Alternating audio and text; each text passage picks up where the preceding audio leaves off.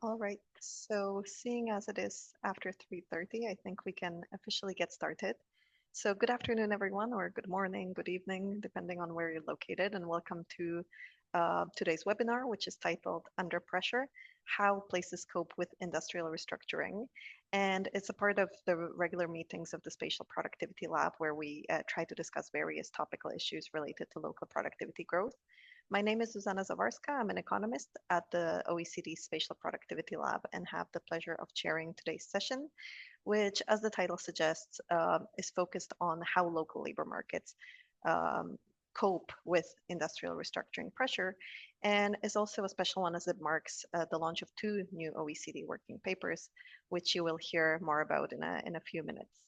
In terms of what we have in store today in the agenda, we will first hear a presentation by Rudiger Arendt, who is the head of Economic Analysis, Data and Statistics Division at the Center for Entrepreneurships, SMEs, Regions and Cities of the OECD, followed by a panel discussion with three distinguished experts, Lavea Brackman, Johan Eklund, and Tony Venables. Before I pass the floor to the speakers, I would also like to just inform you that the webinar is recorded, so you will be able to refer back to all the interesting things which will be discussed today on the SPL website. And I would also really like to encourage the audience to post questions in the Q&A box at any time, because you will have the opportunity to, or we will have the opportunity to pick up some of these live. To kick us off first, it is my pleasure to hand over to Carlo Menon, who is the manager of the Spatial Productivity Lab, to set the stage here for us. So over to you, Carlo. Thank you very much, Susanna, and welcome to everybody to the 27th meeting of the Spatial Productivity Lab.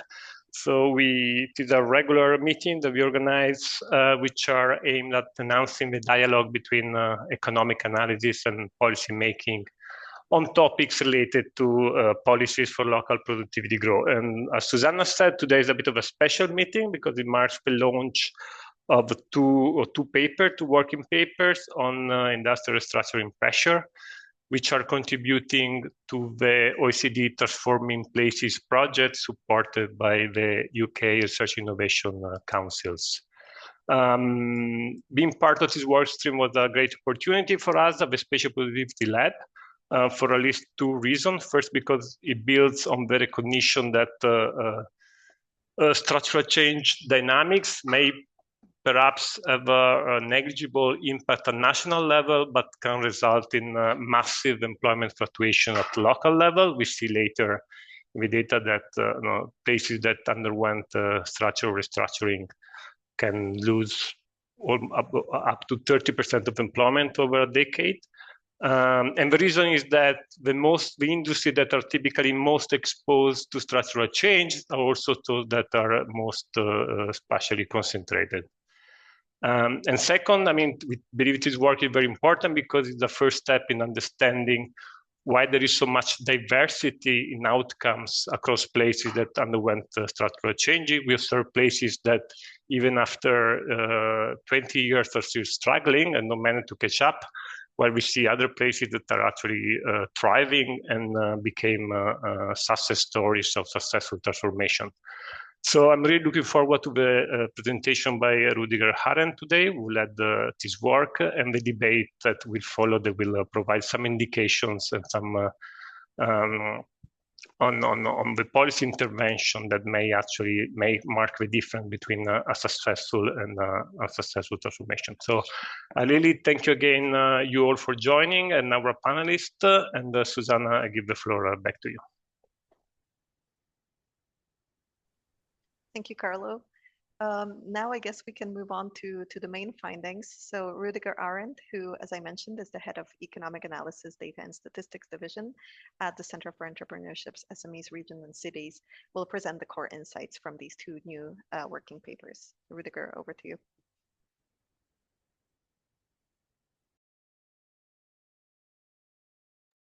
Can you hear me now, Susanna?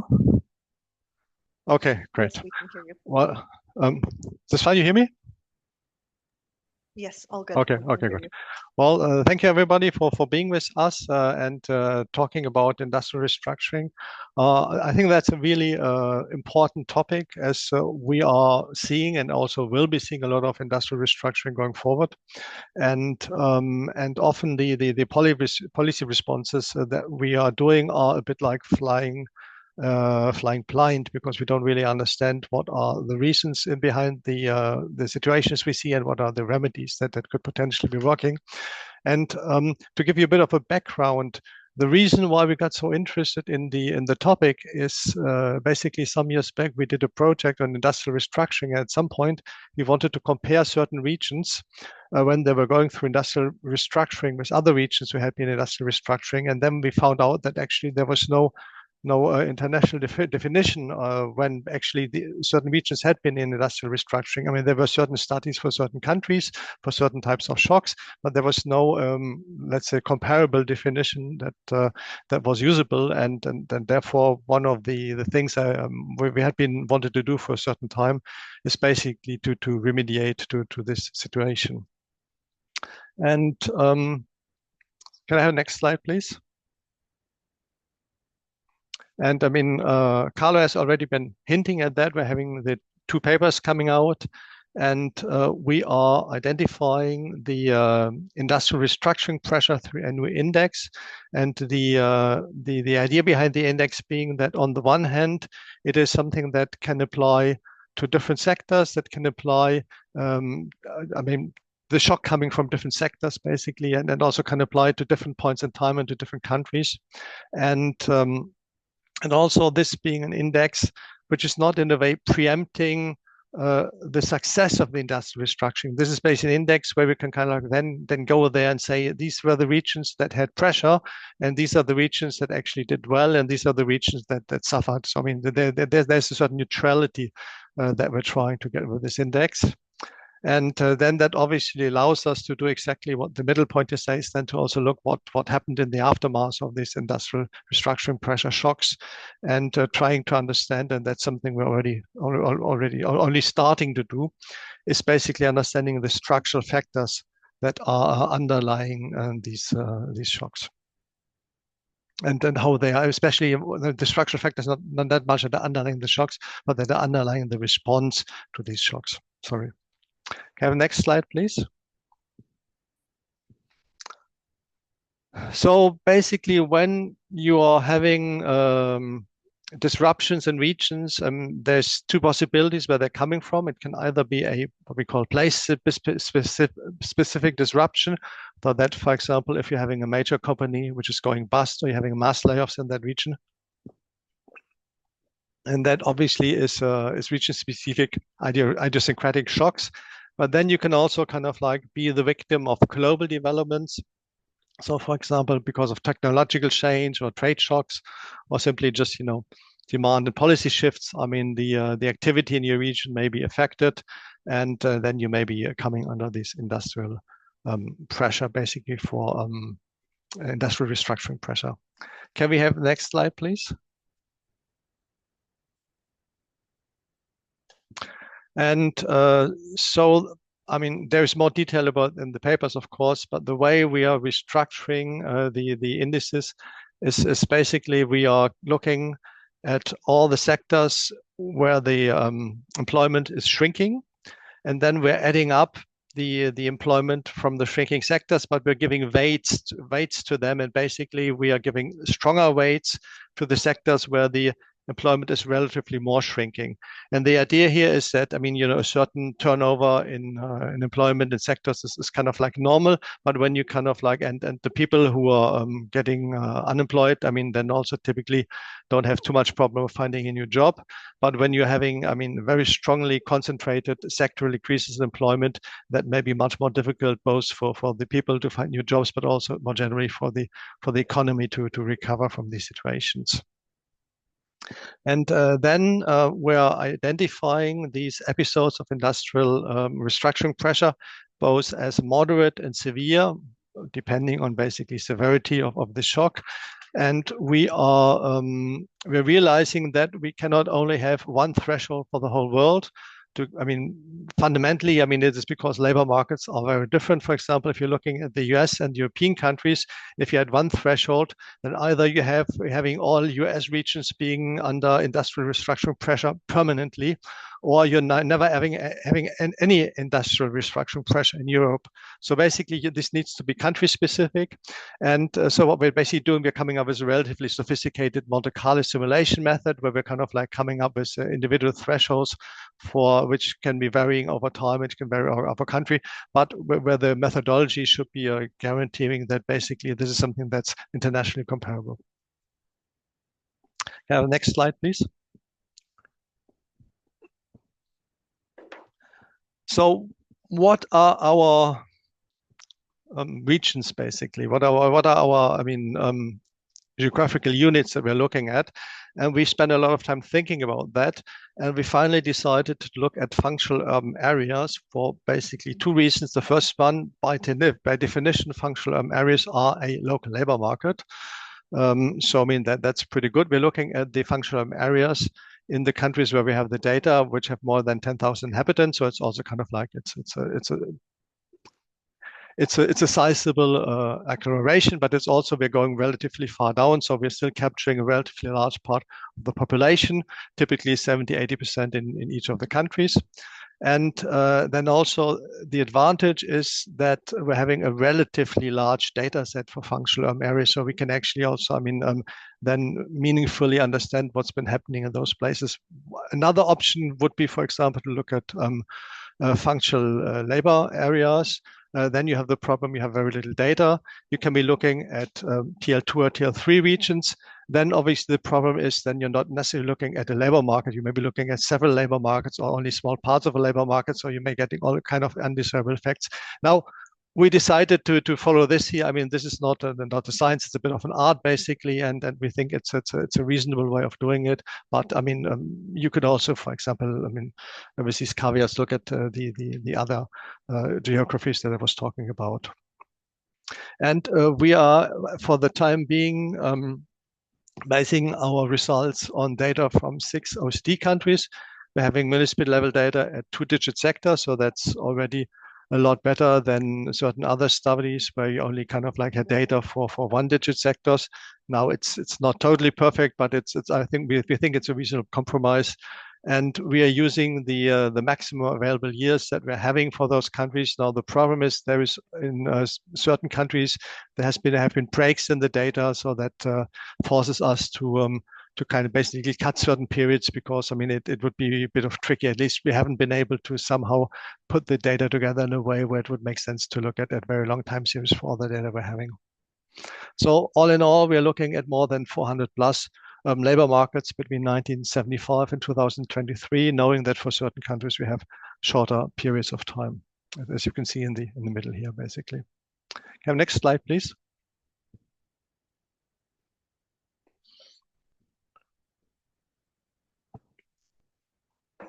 And this slide basically shows you for selected functional areas how they have been, what's been happening when they were in a situation of industrial restructuring pressure. And one of the first things we were trying to understand was kind of like, what are the sectors that are driving this industrial restructuring pressure? And that's what's quite nice. We see that it's not always the same. It's not always manufacturing, for example. So we're seeing different examples here. For example, if you look at the first or the second one, can you click twice? Not only you're getting all of them. Okay, fine. Anyway, so basically the first two of them, you see there's a lot of blue going on, and that's basically a non-tradable service, and that very much. Sorry, no, just looking at the first one. Sorry, the first one is in Spain, and this is very much driven by non-tradable service. In this case, very much a crisis in the construction sector. What you're seeing. If you're looking at the second and the third picture, Crédit Agricole Mobiliar, you're seeing episodes that were mainly driven by the motor sector, by the automotive sector. And you're having also a certain amount of tradable services there that were to a large degree, serving that sector. And that's these episodes you're seeing here. Then if you're looking at the number 4 and 5, Orebro and Oulu in Finland, that's two episodes that were basically driven by the telecommunication sector. Especially the Nokia plant closure is an episode that's well known and well studied. And then the last one, Stoke-on-Trent, is a relatively typical case of a deindustrialization in the respective sectors that were globally hit at that time. So, putting it together, basically, you see that with the measure that we're using, we are capturing as intended these periods of industrial restructuring pressure emanating from different sectors. Can we have the next slide, please?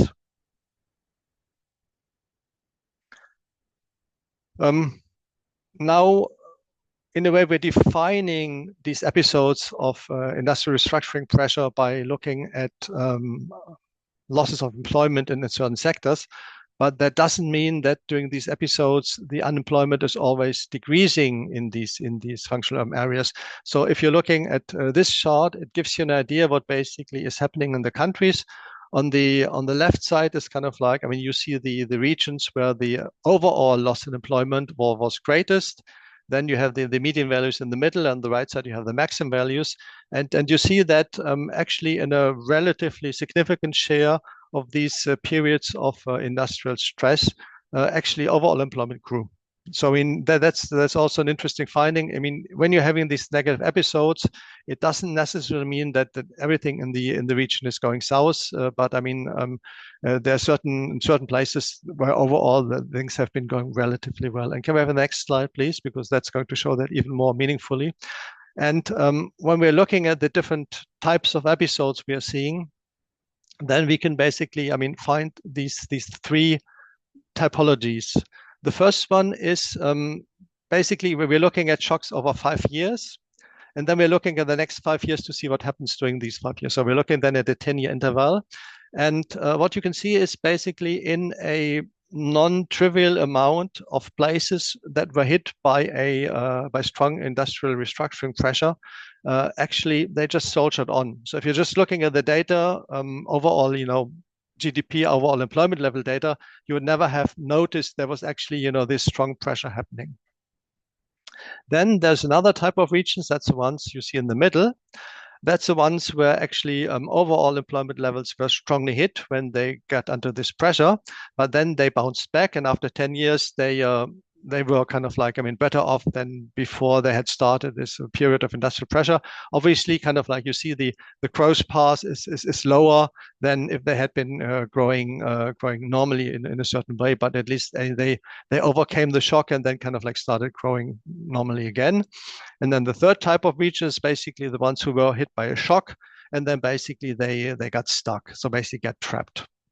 Can we have the next slide, please? So we also try to understand basically, these three typologies, what is their frequency in a way, and you see that unfortunately, you can say the glass is half full or half empty basically. In a way, roughly half of the regions basically got trapped, or basically more than half of the regions actually managed to kind of like either to soldier on or kind of like to bounce back. So it's the point being, this is a very mixed picture here. And therefore it is, and that's already, I think, extremely interesting. And then the next question, obviously, is kind of like you want to understand, what is it that makes that certain regions are resilient or are bouncing back, and that certain regions that get trapped. And there's two things you want to be considering. The first one is kind of like the type of the shock. Maybe different shocks are more easy to digest, or kind of like have stronger negative implications for the region. Or then also kind of like the overall structure of the region, maybe the industrial composition, the political system, then the policies that were undertaken at the time. So there can be a whole number of measures that can also explain why certain regions did relatively well, where others kind of like got trapped basically. One of the things we found is that the shock trigger was important. So if your shock was triggered mainly by either tradable services and construction, then your recovery was better, was easier. This may presenting to a certain degree that the kind of shocks you're getting in these sectors have been over the last decades maybe a bit more of a cyclical nature than of a long-term decline trend nature. And that therefore would also then explain, or I mean, why these kind of shocks have been more easily absorbed by the regions. Then we have also been looking at more structural features. So we see, for example, that if your industrial structure has been more oriented towards services, I mean, you have been coping better with shocks. Maybe not very surprising, given that we have been seeing a long-term trend of a declining manufacturing sector and a growing services sector. So if you have been in a way, I mean, in these more prosperous, if you have been stronger in these more better developing areas, then that has helped also with coping with negative shocks. Education, I mean, we all think that is very important. And so it's nice that we find that actually those places were having a higher share of higher educated, of having higher education institutions, and they were also kind of like, I mean, presumably more highly educated people that are more flexible. They have been doing better when they have been hit by negative shocks. And last but not least, also if you had a younger population, you have been more resistant in these situations. Either probably also due to the fact that when you get older, maybe the flexibility of the workforce to adapting to changes, I mean, is not as strong than when you're having a younger population. Can we next slide, please?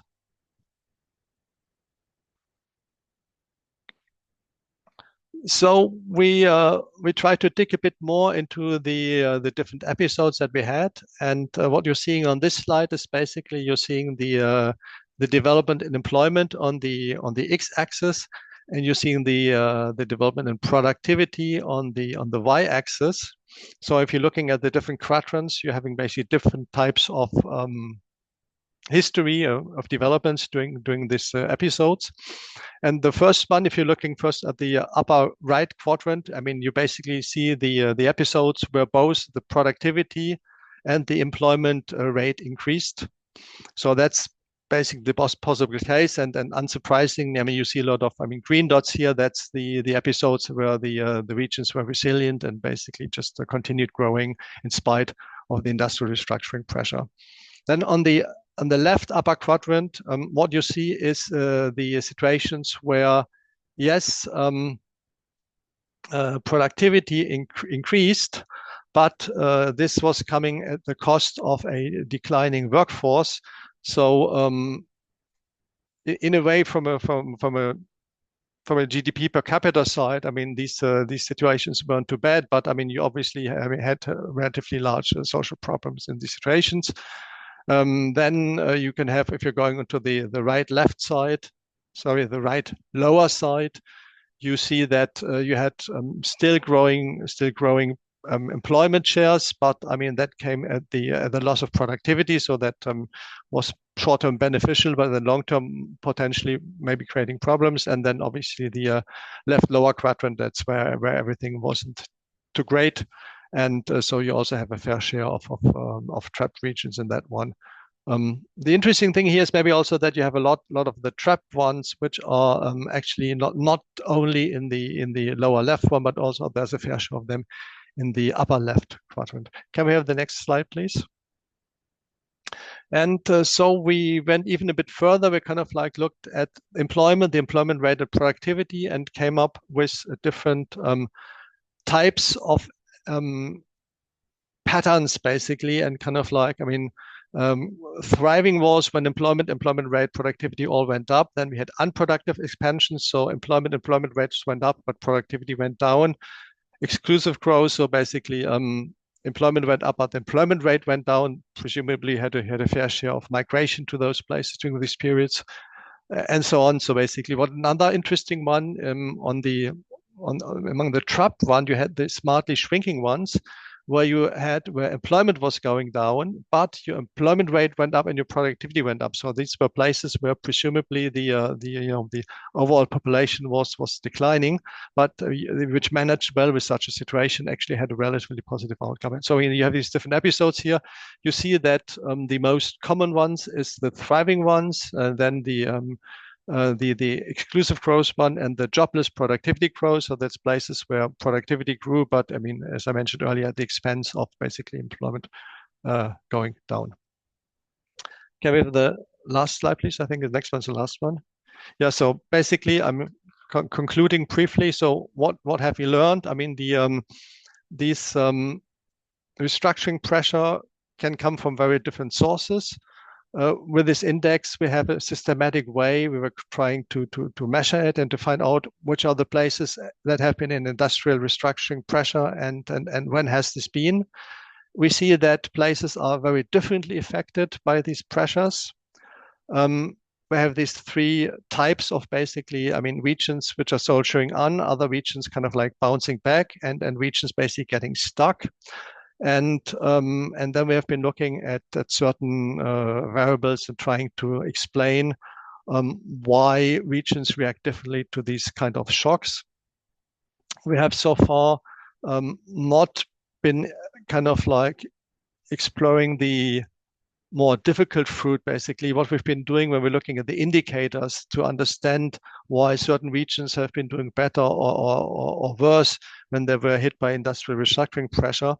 We've been using the variables that were readily available, but obviously there's a whole lot of other questions that we haven't looked at, haven't answered yet. I mean, we have been looking very little at, for example, what kind of policies were undertaking at the time.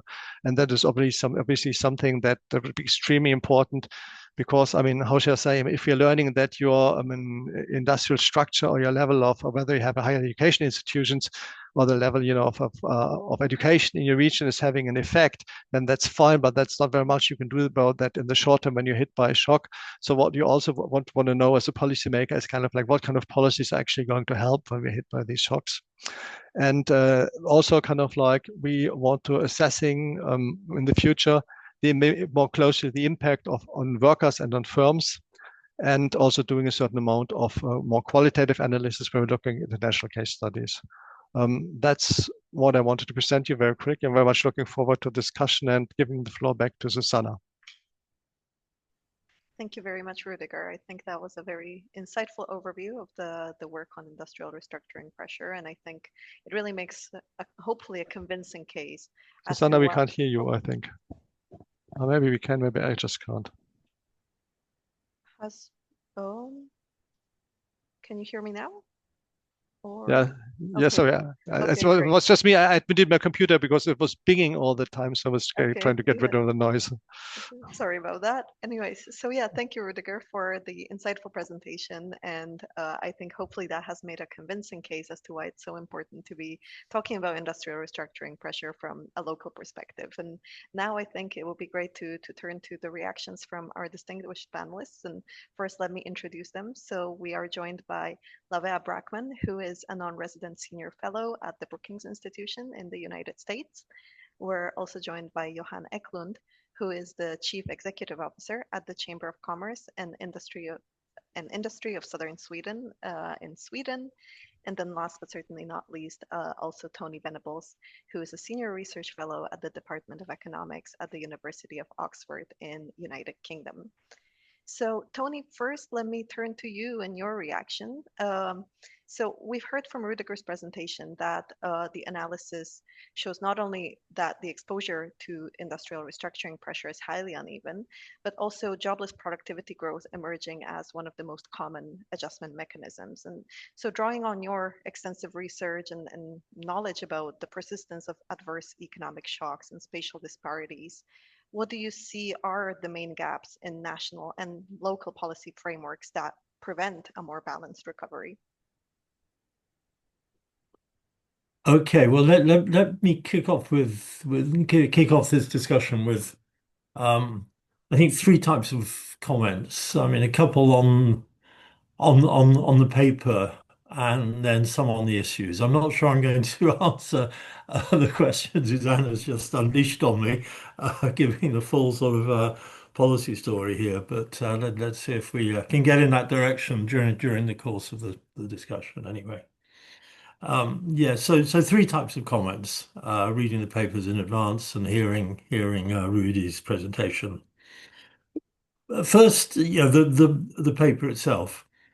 it's really useful to have an index of this stuff. There's so much going on, so many moving parts, so many variables, so difficult to make cross-country comparisons. Um, that having an index is really useful. It's an index that I think you could, pick a few holes in, um, but it seems to work pretty well. So sort of congratulations, on getting that going. Having said that, I'm now going to kind of say the opposite, um, because I did find myself really sort of needing a bit more on the sort of magnitudes, on the difference between these cases. I mean, obviously you can summarize them in an index, um, but to understand what's going on, I felt I needed a bit more richness. Um, Examples of that. I mean, one, yeah, and I think the sort of what is the right sort of time interval to think about these shocks? I think 5 years is a bit short, actually. I mean, for a factory closure, it's fine, but for an urban area in decline, it seems a bit short. Um, what are the orders of magnitude of the shocks that we're talking about? Um, if you look at the sort of classic, deindustrialization shocks in Britain a long time ago, during the 1970s and 80s, yeah, London lost 750,000 manufacturing jobs over those 2 decades. So that's the sort of shock that we know really hurts. I mean, London bounced back. Manchester lost nearly 1/3 of a million jobs over the same period and has also bounced back, but it's taken it sort of 40 or 50 years to do so. So very, very slow process. So sort of more richness. Um, Also, I must say, okay, you have to, it's a nice job you've done getting these sort of different thresholds to make things internationally comparable. But this is a bit of a message for the OECD more broadly, perhaps. I do struggle with functional urban areas. I mean, when they're varying in size by a factor of basically 100 to 1, my point here about kind of understanding the magnitudes is quite different when in the same data set you've got one observation that's 100 times bigger than some of the others. Um, so that's something I struggle with there. So a bit more sense of magnitude. Let me note in passing that I obviously did look at the 6 UK places that were trapped. Um, Now, this was not for the 70s and 80s, it's for a longer time period, but the 6 places were very odd ones, or rather, 3 of them were kind of usual suspects. 2 of them are within moderately prosperous provincial towns within an hour's train journey of London. So you don't think of those as basket cases. Indeed, they're not. And one is sort of a retirement place in Cornwall. Um, those of you who've seen Faulty Towers, that's where Torbay, the Torbay function of an area is. At least one person has recognised that. I can see from facial expression. Um, so great having the index, but a bit more. Yeah, I needed to get a sense of magnitude. Um, when it comes to places that were trapped, yeah, getting a bit more of an understanding. And I'm sure there's in future work to come. Um, and understand, yeah, getting more on the nature of the shock as well as the nature of the place that got them into the position of being trapped. Um, so I think the first thing there is scale again and duration again.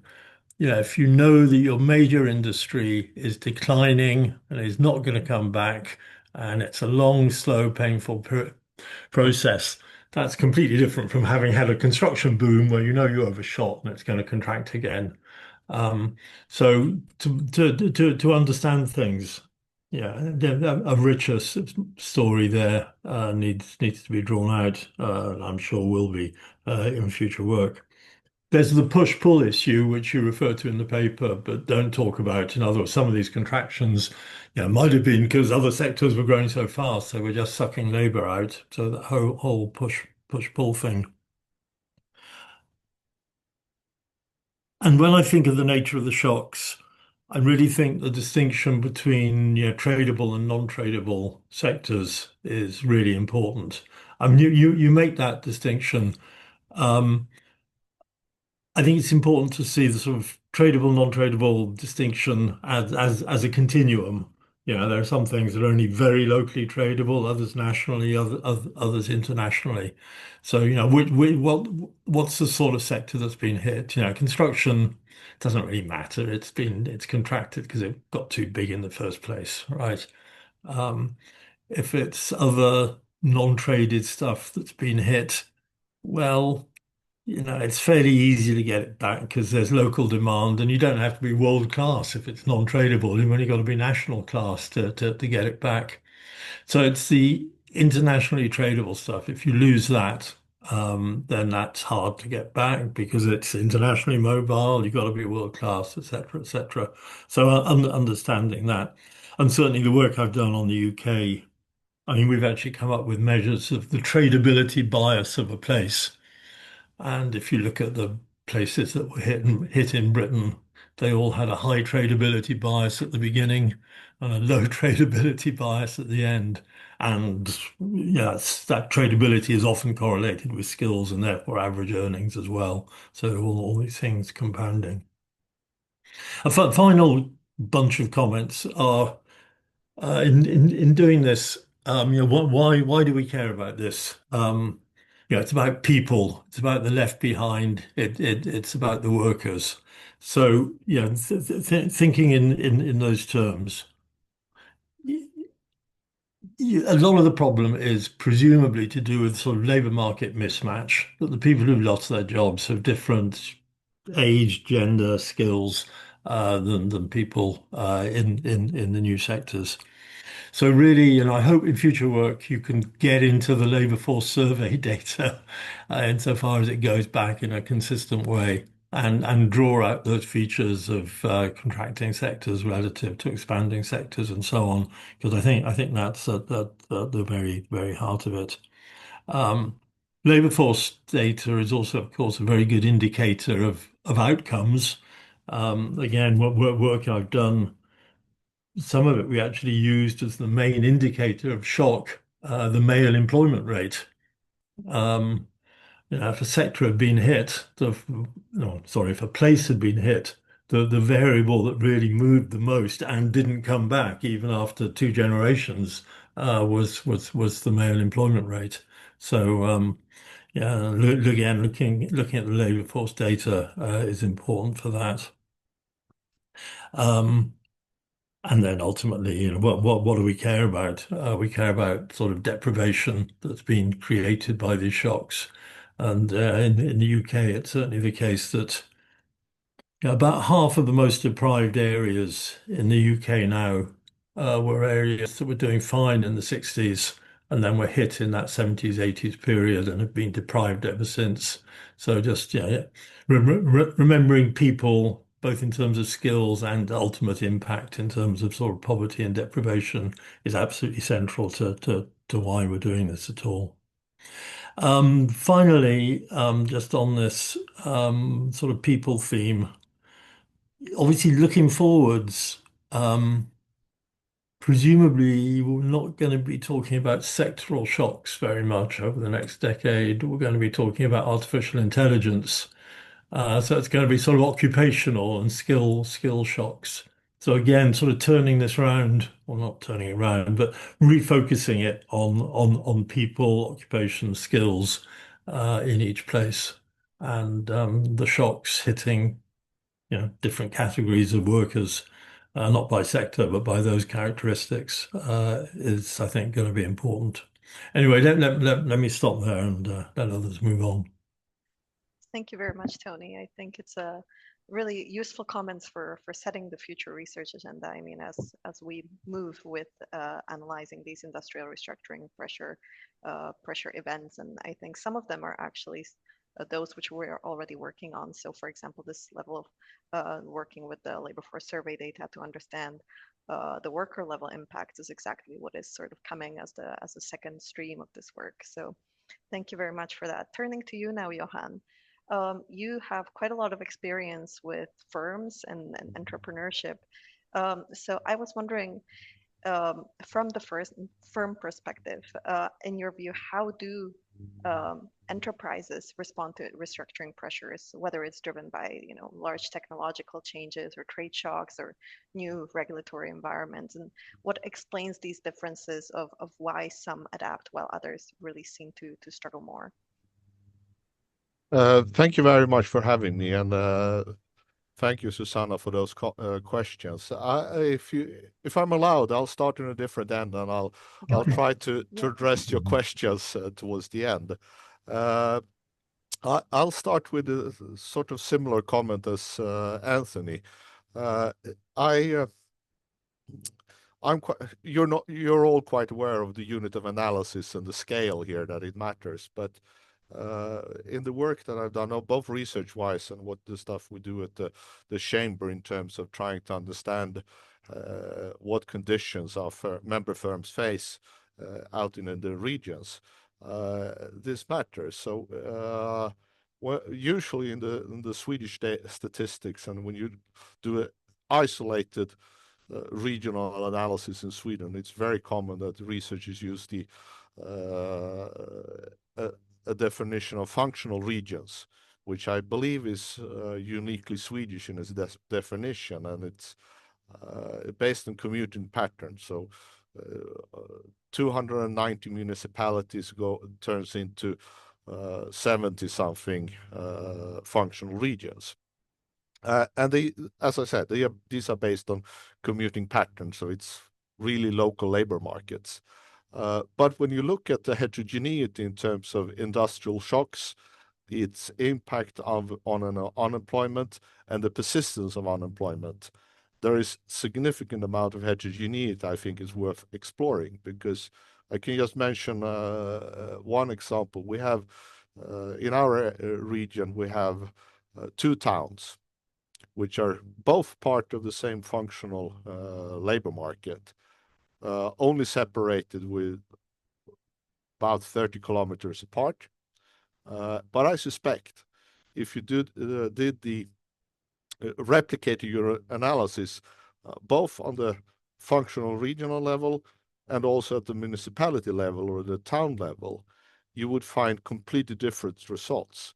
Because here we have two towns, which one is called Karlskrona, which is based today. Ericsson has a facility there. We have a couple of other firms that are globally doing very well, is growing rapidly, have very large scale investments. 30 kilometers away, we have one of the towns which is performing the worst in terms of unemployment in Sweden. And it's persistent. So it's a persistence difference, even though they're close proximity of each other. And this matters for the policy responses. And the policy responses that we as a chamber participate is in how to look at, for example, what sort of skills are we talking about? What's the skills and reskilling that we need to put in these two different towns? And it's completely different sets of responses, because in Karlskrona, that is doing well, it's a question of making sure that the universities deliver skilled engineers, whereas in the town, which is having a large persistent unemployment rate, it's a question of trying to really give people enough skills to actually enter the labor market. So completely different situations. So I would be very curious to see this analysis replicated on this kind of micro data and see if the index, how it performs at different scales. That would be very interesting. Then what Rudiger mentioned in terms of the characteristics which matters for the outcome here, I can only agree that we see that when both we've had macroeconomic shocks in the early 90s, and then more sectoral or firm-specific shocks, depending if you had a university in the region, if you had sufficient or high-quality infrastructure, all that matters. And in terms of policy responses, you use data from 1991, I think, in the Swedish case. The response, that's when the deep economic crisis hit Sweden, and we lost a population of less than 10 million people at that time. We lost 500,000 jobs within 6 months. But the policy response in that was to actually establish a number of new universities. So Sweden went from having 6 or 7 universities to about 30 universities today. We can talk about if it makes sense for a country of 10 million to have 30 universities. That's a different discussion. But at the regional, local level, that mattered a lot. So that's one comment. Another, in terms of good and bad policy responses to economic shocks. One experience Sweden has had, and we're starting to see the outcome of now, is 10 years ago, Sweden received a large inflow of refugees. Now, when this happened, refugees were to a high extent placed in municipalities and cities, which were actually seeing a net outflow of jobs. But you had vacant housing. And today we're seeing that perhaps was not as wise policy, because it should perhaps have directed individuals to refugees to regions that did not have a net outflow. So that's a minor comment. Then I think we also see that, which is of course difficult to capture with this type of research, but significant difference in culture between regions. We have regions that for decades or a century have depended on 1 or 2 firms. And we've seen some of these towns, when these firms have faced economic problems, the towns have been declining. But then you have some places which they've had successful firms facing crisis, but they've also had a rich entrepreneurial culture. And it appears to be also very persistent over time, that regions would have with a lot of entrepreneurship are more resilient to economic downturns. Then a few final comments.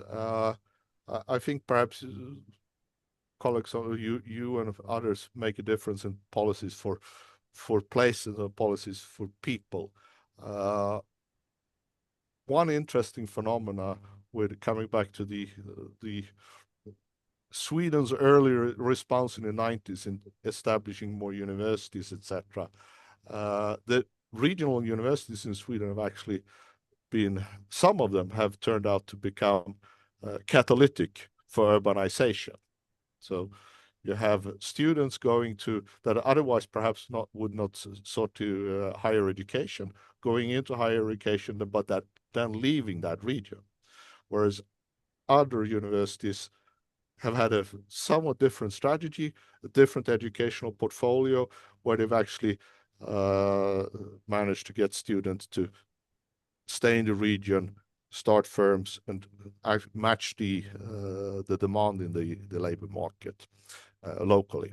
And that plays into my first comment on exploring the regional heterogeneity. Then coming back to Susanna, your comment on firm perspectives. Again, this is also along the lines with Anthony's comments on nature of shock. If we take the Swedish case, which I know the most about, in the 90s, it was a large-scale shock that hit the entire Swedish economy. And in that case, it was very much firms laid off, and then we had macroeconomic and national policies in responding to this. But you mentioned Ericsson, I believe, in Örebro in your paper. That's a telecom firm. And they respond somewhat differently. So when Örebro, we had a layoff in Örebro, I believe that Ericsson, quite a number of those workers were offered position in other regions. So Ericsson is a large multinational firm in Sweden with an internal labor market. So the skilled labor in Örebro probably left to other places with Ericsson facilities. So that's one response. Another firm response, which is, or rather economic response to a local labor market response, which concerns a lot, was when concerns at the chamber a lot, and that's when Saab, the car manufacturer, shut down production facilities and shut down car manufacturing. It turns out that almost all of the workers at Saab were immediately employed by other firms. And that the reason we're worried about this shows us that we actually have quite a big in Sweden, we have quite a big latent demand. So immediately when some firms face problems, employees immediately go and work for some other firm. And this, I think we could talk more about it. This is part of a dual labor market story where you have one labor market where people are employed in successful firms, they face a crisis and they immediately find a new job, whereas another group that can't find a job in any firm. Yeah, I'll stop there. Thank you. Thank you very much, Johan. I think that's also extremely insightful comments. And also, I mean, this tale of two cities is also super interesting to hear about, that even the close proximity might not necessarily mean similar outcomes. And I think also, bringing in this soft skill type of perspective as well regarding culture and so on is also extremely important in considering what kinds of factors lead to successful transformations. And so now, finally, but not least, turning to Lavea. I mean, you have quite extensive experience in, policy making in U.S. legacy cities and practical experience in those areas.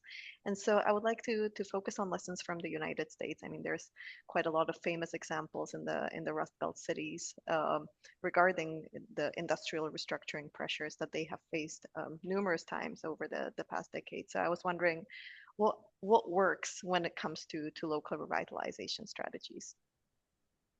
Well, thank you, Susanna. Can you all hear me okay? Yes, we can hear you. Great. Yeah, so thank you, and thank you for the paper. Really insightful and helpful to see these restructuring trajectories looked at very methodically. I want to pick up on a couple of themes that have been mentioned and go a little deeper. One, Tony mentioned towards the end about that this is really about the people in the place, as well as about the structure of the places themselves, and the economic restructuring that's going on. And then Johan also mentioned the soft skills. So I want to pick up on a couple of those themes and talk about some factors that I think were alluded to in the paper, but that really I think need to be elevated in terms of, if we're really going to look at factors that are influencing stronger recoveries in places. So, and I did want to mention that I also agree with Tony that there's a very wide range of cities and towns here covered in the report, of wide-ranging sizes, and I think particularly in the U.S.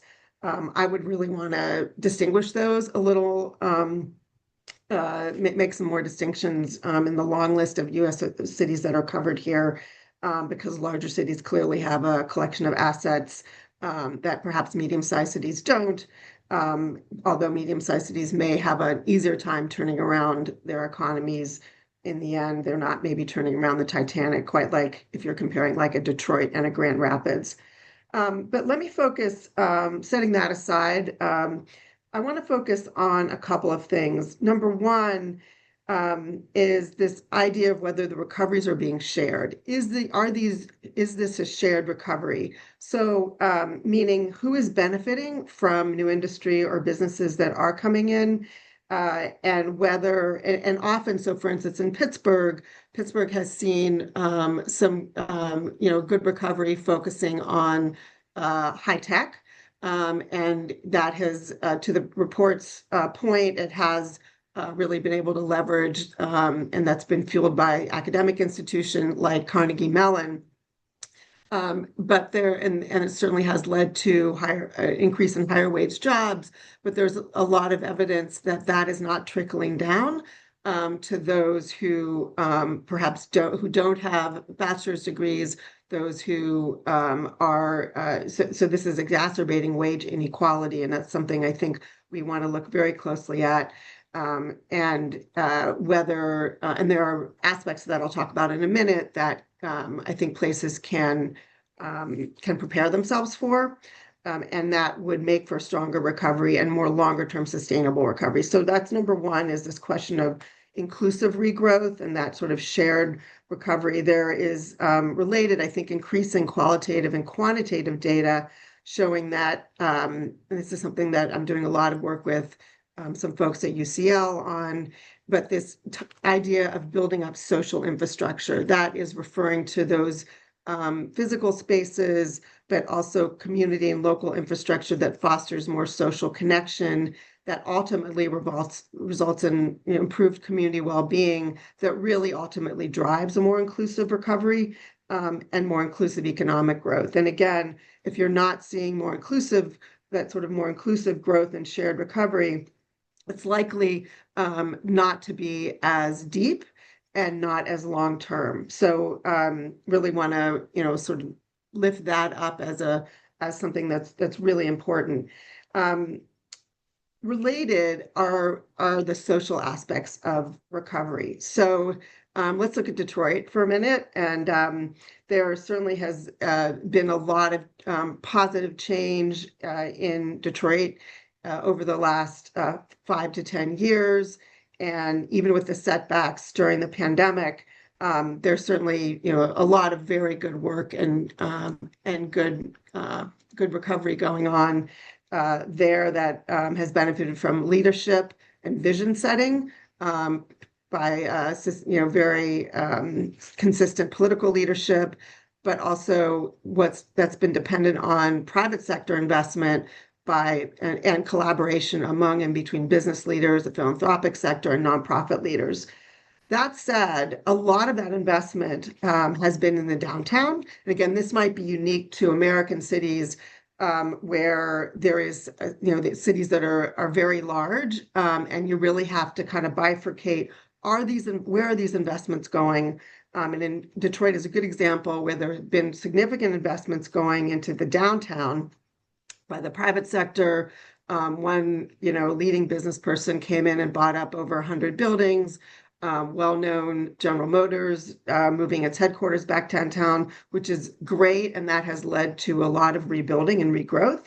But there definitely is evidence that hasn't trickled over to or spread to the neighborhoods, and that the city has experienced an influx of white, Hispanic, and Asian residents. But Detroit, a long-standing majority Black city, has still seen the Black population in decline, and also the median income not rising, in fact, potentially falling there. So I think we have to, in Detroit is metaphor, look under the hood here a little bit into where recovery is happening, and sort of think about targeting, where should we be targeting recovery, spatially speaking.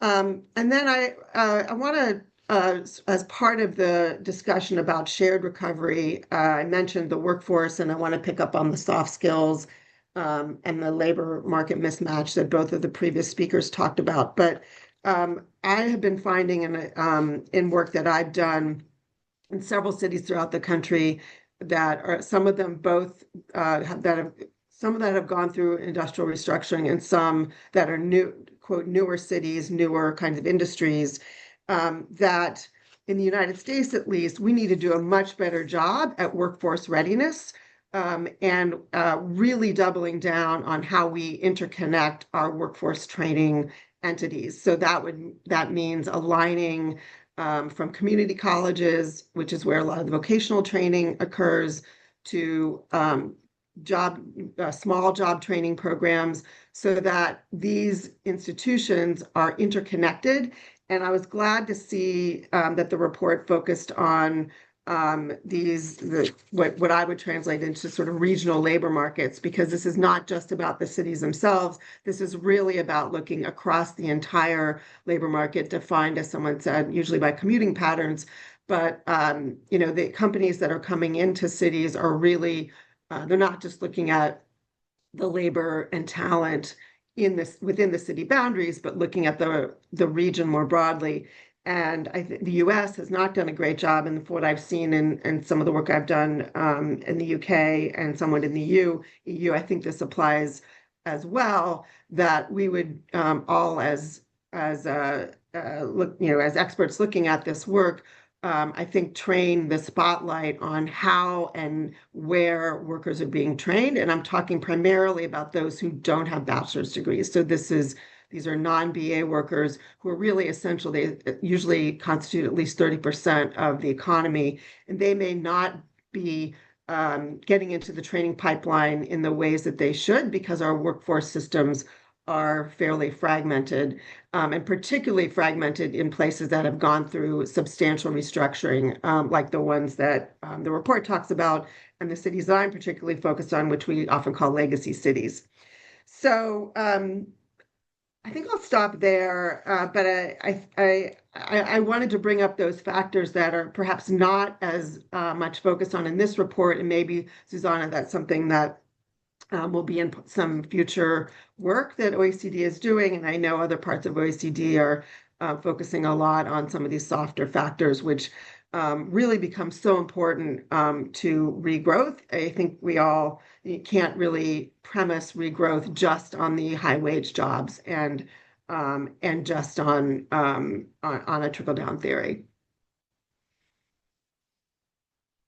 Thank you, Livia. And yes, indeed. I mean, also within the broader Transforming Places project, really the idea is to understand deeper and deeper. So, understanding maybe firstly the places which are vulnerable, but then within those places, trying to, as you mentioned, being really place sensitive, meaning in the sense of not only understanding which people are the vulnerable ones and which firms and so on. And I think it's also very important what you mentioned regarding workforce readiness, in the sense that there's also the extreme importance of mitigation strategies before even, I guess, an industrial restructuring episode arrives. How can we, as locations, prepare for the next shock, essentially? So thank you very much also for bringing that perspective in. So we can now, I think, turn to a few questions. I will also scan a little bit what's in the Q&A, but in the meantime, I think one question to be picked up by any of the panelists would be, so we look at the past restructuring episodes, and of course, I mean, we want to learn from them. But I was wondering, in your view, how may the future restructuring pressures, or the current ones, whether it's those brought on by aspects like artificial intelligence or rising geopolitical competition and so on, how may these be somehow different than the previous restructuring waves?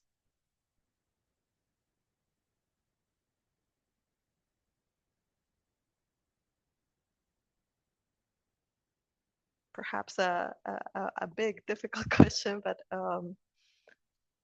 and anyone who would be interested in initial comments, or of course, I mean, also reacting to what the other speakers have said. And Tony, I see you have unmuted yourself, so please go ahead. Well, I can kick off with a few fairly obvious remarks, I think. I mean, okay, they're going to be hitting a different skill level. If you think of the great deindustrializations of Europe and the US, over the last 40 or 50 years, well, obviously they've been fairly heavily blue collar jobs, and so that is, well, that's happened. So the next one will be, at a different skill level. Um, and presumably it won't be at a sector level. I asserted that earlier, but I imagine we see AI as hitting some sectors more than others. But sectors that are hit hardest will perhaps be those that have the largest productivity increases, so may actually grow in total value added size, even if that's being offset by shrinking employment. So we're going to have to sort of do that sort of 90-degree pivot, and not thinking about sectors, but thinking about the class of skills that will be augmented, replaced, I guess. Obvious remarks, but kick it off for other people to come in and say wiser things. Yeah, thank you very much, Tony. I think, yeah, also from the perspective of thinking about industrial restructuring and really reconciling it with skills or occupations, perhaps is really how to think about it going forward. Any remarks from Lave or Johan? Well, I'll just mention something that we're finding, and again, this is more in sort of these larger legacy cities, Cleveland, Detroit, Pittsburgh, that regardless, I think, of the type of sector restructuring that's going on, where industry or new companies are locating, I think matters a lot. So, for instance, we're finding in a lot in some of our U.S. cities that industry that's coming back or being attracted in may be locating in the periphery or outside the city boundaries, which makes it a lot harder for workers, particularly those who really need the jobs, to get to those places. US cities typically have very poor transportation, public transportation, unlike European cities. So location matters, regardless of sector, I would say.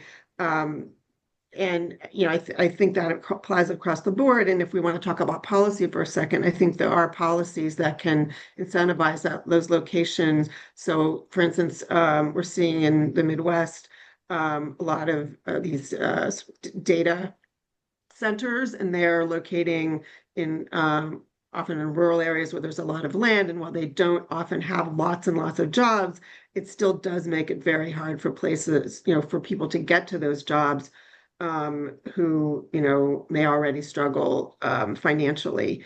I think, and one of the ways we have been addressing that, I think, decently well is how do you redevelop brownfields? So how do you redevelop, these sort of blighted sites from old industry and make them site ready for new industry to come in? That doesn't exactly answer your question, but I think that so there's some similarities, I think, to this restructuring when you're looking at place, and some differences. Yeah, thank you very much for that. Johan, anything to add from your side? I mean, also perhaps thinking about these mitigation strategies. I know also in the Q&A function, a few people have hinted at, the possibility of using something like smart specialization or something, in the sense of how can regions perhaps better prepare for these major changes which might be coming. Yeah, I'm not sure about regions. I'm very careful about speculating. I agree with Anthony here that we expect the AI to hit skilled labor, and it's going to happen, and we're going to see productivity effects. But exactly where and how, I have no idea. That said, we're at the chamber I represent. We're offering right now about 2,500 firms. We're offering their employees that want, and the firms are identifying employees. We're offering training programs at various levels in what is AI? How can you use AI? How can it be applied in your context? Because I think very much on the response is to actually get the skills at all levels, both high skilled and low skilled, actually to understand how can you use AI, and what potential does it have in terms of making your own work more efficient. And so we are trying to, and we're exploring this. We don't really know where to go with it, but we're setting up different types of programs to offer this, and we want it to be demand driven from the firms that we see that here we potentially might have an opportunity to use AI in our production or in our services. And that's and of course our large multinationals, they are already working on this, but when it comes to small and medium-sized firms, that's our way of trying to respond. Yeah, thank you. I mean, I appreciate that there's probably still an extreme amount of uncertainty related to these things, and it's very interesting to hear on the ground what are the type of things which are being already implemented. Looking at the time. Can I just make one? Go ahead. Yeah. One other observation on uncertainty, what you just said. I mean, if 40 years ago, I said earlier, London lost whatever it was, 750,000 jobs in manufacturing, and the view was that London was going to be. It was the policy problem was managing the decline of London. Yeah, big cities were going out of fashion, and everyone was going to go and live in nice places in the countryside and little market towns and things. And of course, that's 100% wrong, completely and utterly wrong. So expect the unexpected. I mean, yeah, who knows? Yeah, I think that's a very good note to end the webinar on. I mean, looking at the time, we've almost come to the end. But if there's still any remarks, I guess Rudiger, is there any reactions that you would like to make? Yeah, I just wanted to answer one question that just came up in the Q&A basically. I mean, one could be using the tool also for doing a certain amount of forecasting. I mean, basically, if you are obviously you need to make assumptions about which are the industries that are going to be declining over the next 5 to 10 years. But I mean, at least under these assumptions, then you can easily see which are the regions that are going to be more strongly hit in countries by those declines. I mean, you can also kind of like then in a way look at where these how they would compare with other episodes. I mean, you'd be looking at the thresholds and things like that. So there's also possibility to using this work in a forward-looking sense. Obviously, you need to be defining basic before you can do that, what your worldview is about which are the growing and the declining sectors going forward. And then I also wanted to make another point, basically on the AI, basically. And then I think at the moment we are overrating the impact of large language models in the sense. I mean, we're probably not overrating it in their impact, but I think we are neglecting the fact that that's where we had the most progress most recently. So that's been going very quickly. But I remember like 5-6 years ago when the OCD we were talking about automation, and then basically we were saying, oh, it's all these workers, lowly skilled workers in the rural areas are going to be hit by automation. Now we're saying, oh, it's all AI, it's all the white collar workers in the cities who are going to be hit. I mean, I think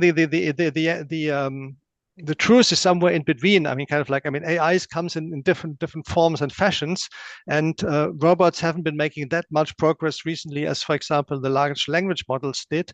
But I mean, one would expect that at some point also there is there is humanoid robots coming now. I mean, on the scene, and then prices are going down very, very strongly. So one could also expect that at some point there may also be a productivity gains who are more, I mean, towards the actually, I mean, workers who are in production or even maybe in certain services sectors, which are manual services sectors. So I mean, I would not